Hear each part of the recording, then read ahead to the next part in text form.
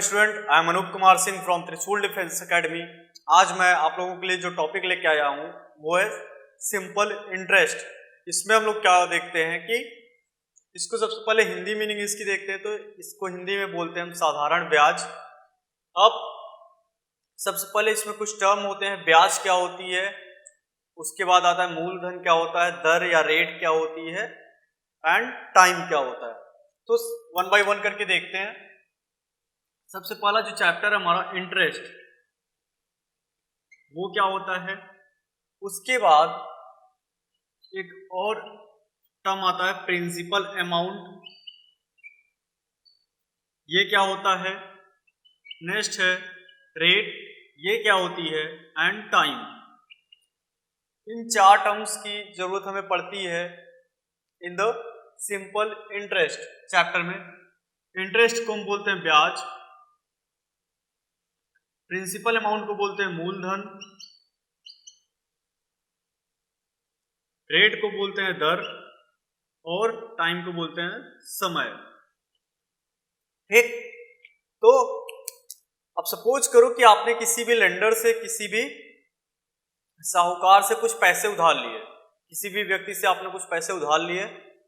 कुछ दिनों के बाद आप उसे उसके पैसे वापस कर रहे हो। सपोज आपने किसी से 10,000 रुपए उधार लिए, ठीक। उसके बाद आफ्टर सर्टेन टाइम, 1 साल, 2 साल, 6 महीने, 4 महीने, आप उससे क्या कर रहे हो, कुछ पैसे, उसका पैसा रिटर्न कर रहे हो। सपोज कर या आपने किया, शुरू में आपने किया केवल 10,000, तो वो क्या कहेगा कि मैं 10,000 नहीं लूंगा, मुझे 10,000 से ज्यादा चाहिए। ठीक, सपोज फिर आपने उससे टोटल पे किया 10,500 रुपए। ठीक, ये जो आपने एक्स्ट्रा 500 रुपए पे किया हुआ है, या फिर आपने पे किया 11,000, तो यहाँ पे आपने एक्स्ट्रा 1,000 रुपए पे किया हुआ है। ठीक, आपने 1,000 रुपए उस पर्सन को ज्यादा दिए हैं जिससे आपने उधार लिए थे। तो ये जो एक्स्ट्रा 1,000 या 500 रुपए है, ये क्या है, यही ब्याज है। ठीक, यही एक्स्ट्रा अमाउंट है जो आप उसके पैसे के बदले उससे वापस कर रहे हो। ठीक, उसका पैसा तो वापस करोगे ही, मूलधन वो होगा, प्लस जितना कुछ एक्स्ट्रा पैसा हम वापस करते हैं उसे ये क्या बोलते हैं, इंटरेस्ट। ठीक, तो यहाँ पे अगर हम देखेंगे तो 500, और इस वाले केस में देख रहे हैं तो 1,000 रुपए हम एक्स्ट्रा पे कर रहे हैं। ठीक, तो यही हमारा क्या हो जाएगा, मूलधन, और सॉरी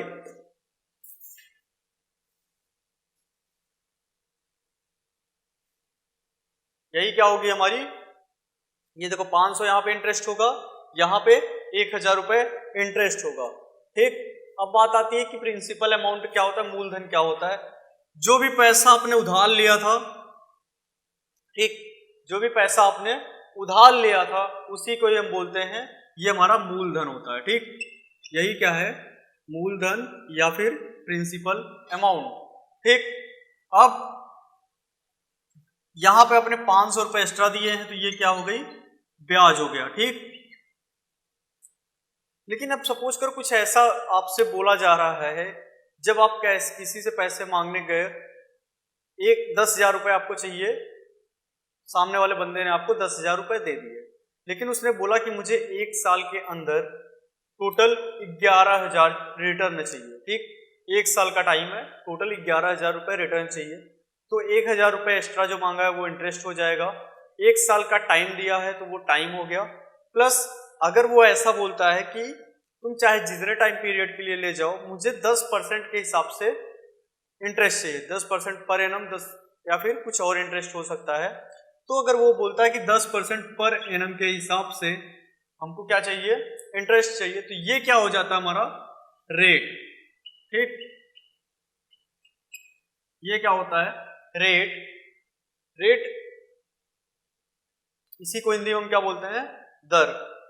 तो देखते हैं कि इन सारे टर्म्स में क्या रिलेशन होता है और कैसे हम निकालते हैं सिंपल इंटरेस्ट को।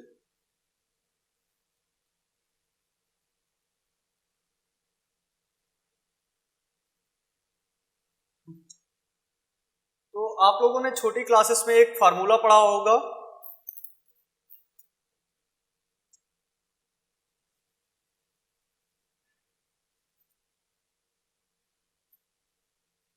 इसका एकदम सिंपल सा है, SI simple interest equal to होता है P into R into T upon 100। ठीक, जहां पे P क्या है आपका मूलधन, R क्या है रेट और T क्या है टाइम, और ये आता है हमारा सिंपल इंटरेस्ट कितना होगा। केवल और केवल ये ब्याज बताएगा, टोटल अमाउंट नहीं बताएगा कि आपको कितना वापस करना है। ठीक, तो अगर हम निकालते हैं अमाउंट, ठीक, अमाउंट अगर हम निकालते हैं जिसको हम बोलते हैं मिश्र धन,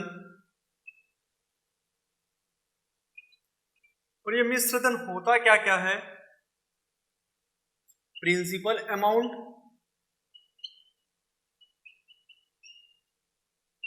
प्लस सिंपल इंटरेस्ट।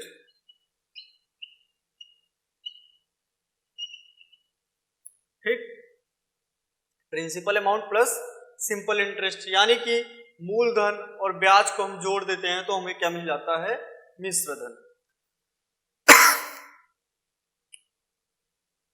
तो इस पे कई बार सिंपल क्वेश्चन आते हैं, इसके जो क्वेश्चन होते हैं वो इजी से क्वेश्चन होते हैं। देखते हैं किस टाइप के क्वेश्चन आते हैं हमारे एग्जाम में। सपोज दिया हुआ है कि 10,000 रुपए का 10% पर एनम की रेट से 2 साल का इंटरेस्ट क्या होगा। ठीक,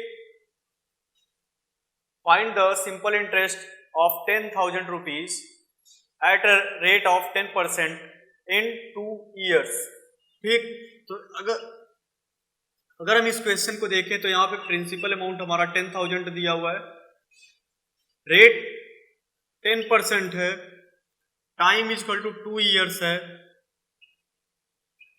ठीक, और हमसे SI पूछा गया है, तो देखो SI इक्वल टू सिंपल सा फार्मूला PRT/100, P की वैल्यू 10,000, रेट 10 और टाइम 2 year,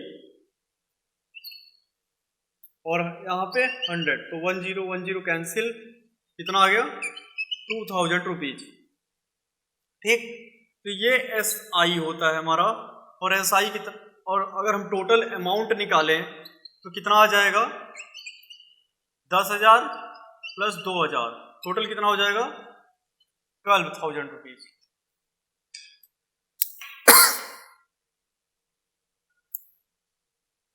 तो ये क्या हो गया हमारा, अगर हम इस A को देखें तो ये A क्या है, ये हमारा है मूल मिश्र धन। ठीक, देखो इसमें हमने मूलधन को ऐड किया, प्रिंसिपल अमाउंट को ऐड किया, प्लस इंटरेस्ट को भी ऐड किया है, तो ये कितना आ गया हमारा 12,000 रुपीज। ये जो आंसर आया है ये क्या आया है हमारा टोटल अमाउंट।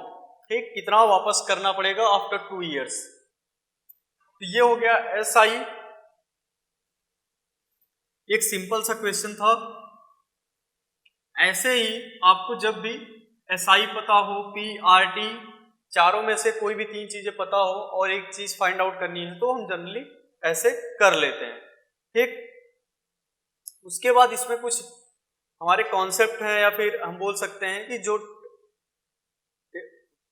क्वेश्चन है जो एग्जाम में हर बार रिपीट होते हैं, उस टाइप के क्वेश्चन को हम अलग अलग फार्मूले बना के सॉल्व करते हैं।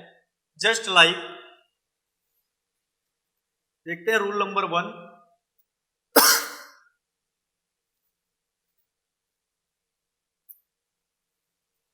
देखते हैं, if a sum of money, मतलब कोई भी पैसा, becomes n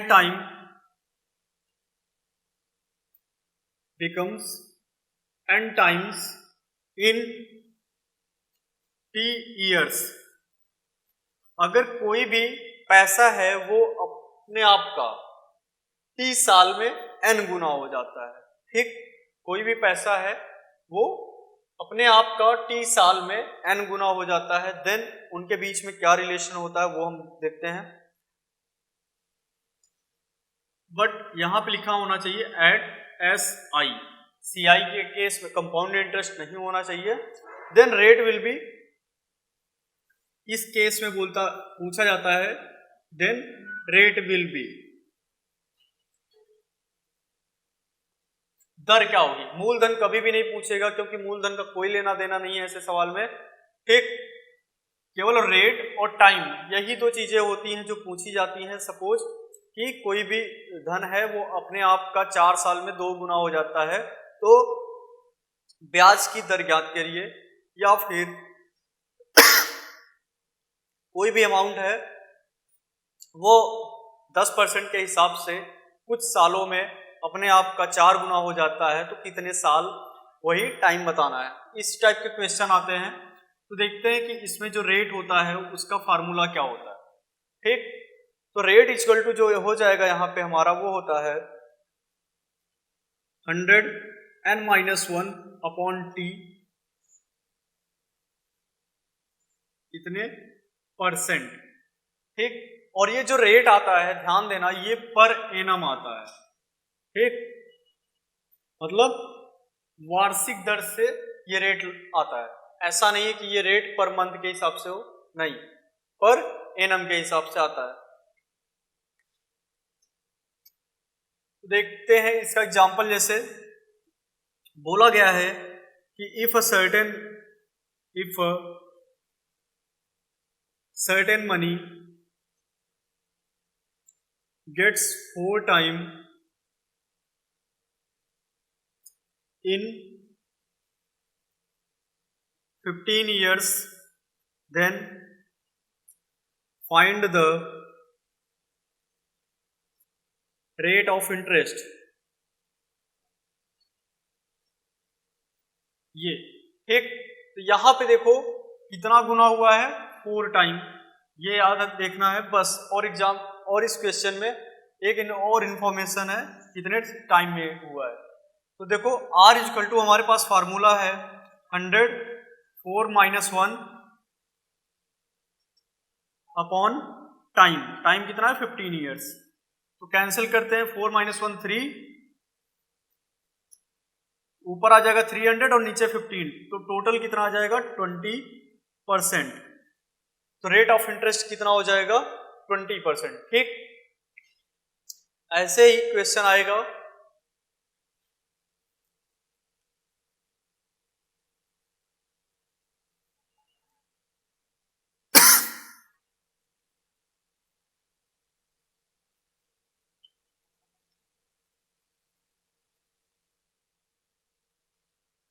नेक्स्ट देखते हैं, जो रूल नंबर 2 है हमारा। सेकेंड रूल है कि if a certain principal amount, if certain principal amount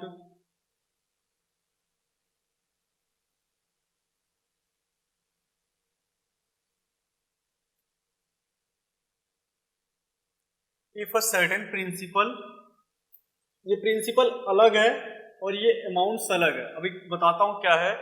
amounts 2 rupees A1 in T1 year and 2 rupees A2 in T2 year. कोई भी धन, बोला गया कि कोई भी धन, ठीक, यहां तक का मतलब T1 साल में, T1 वर्ष में A1 हो जाता है और T2 टाइम में A2 हो जाता है। ये जो A1 A2 है ये अमाउंट्स हैं, ठीक, ये अमाउंट्स है, याद रखना, SI नहीं है। देन पूछा जाता है कि इसमें P और R, यही दो चीजें हमें फाइंड आउट करनी होती हैं, ये क्या होंगी।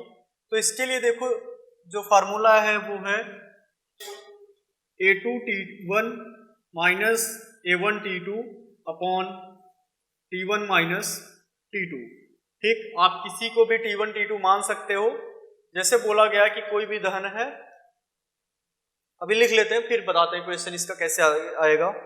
उसके बाद अगर हमको रेट निकालना होता है तो रेट होता है 100 A2 minus A1 upon A1 T2 minus A2 T1, ठीक, कितने परसेंट।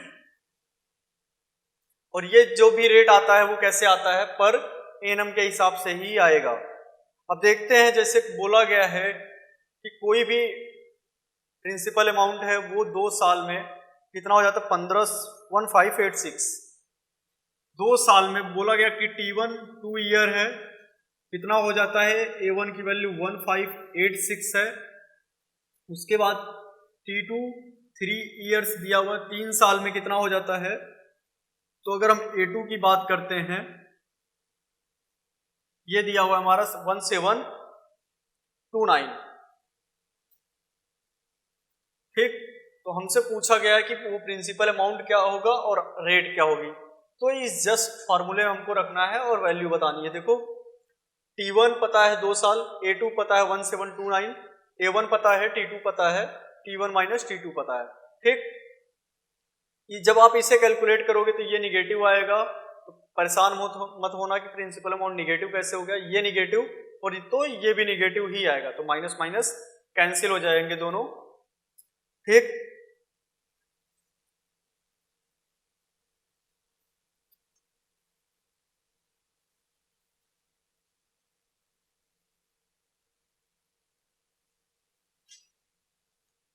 नेक्स्ट रूल देखते हैं।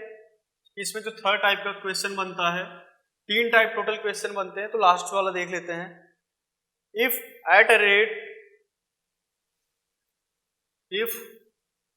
एट अ सेम रेट अब देखो कि रेट सेम है तब क्या होगा, of S I if a certain money becomes N1, if a certain money becomes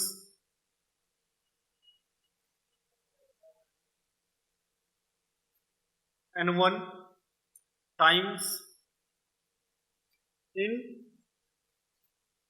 T1 year and N2 times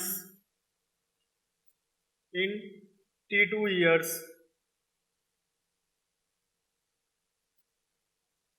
then T2 यहाँ पे क्या पूछा जाता है, जैसे बोला जाता है कि कोई भी धन है अपने आप का 15 साल में 4 गुना हो जाता है, तो वही धन उसी रेट से 10 गुना कितने सालों में होगा, ठीक। 4 गुना 15 साल में है तो 10 गुना कितने सालों में हो जाएगा।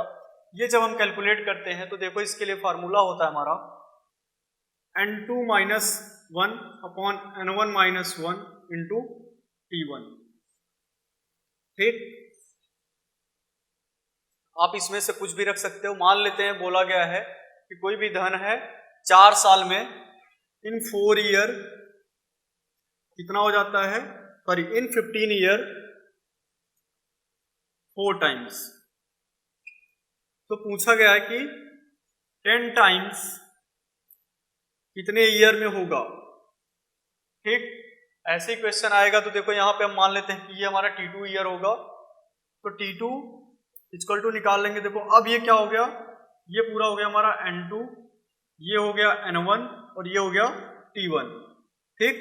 तो T2 इक्वल टू हो जाएगा हमारा N2 minus 1 that is 10 minus 1 upon 4 minus 1 into 15, तो 10 minus 1 upon 9, 4 minus 1 upon 3, cancel करोगे 3 इंटू 15, T2 कितना आ गया 45 ईयर्स। तो 10 गुना कितने साल में, अगर 4 गुना 15 साल में है तो 10 गुना कितने साल में हो जाएगा, टोटल 45 साल में, ठीक। इसके लिए हम एक सिंपल सी इक्वेशन भी लिख सकते हैं।